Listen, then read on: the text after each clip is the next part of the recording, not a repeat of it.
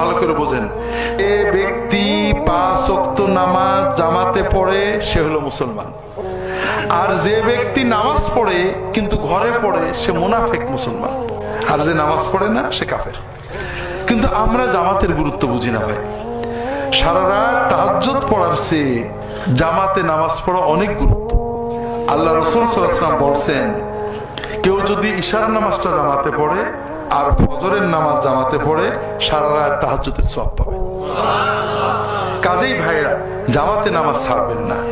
অনেকে বলে যে অমুকের পিছনে নামাজ হয় না, তমকে ও ভালো ইমাম না। জামাতে নামাজ পড়া আমার জন্য ওয়াজিব।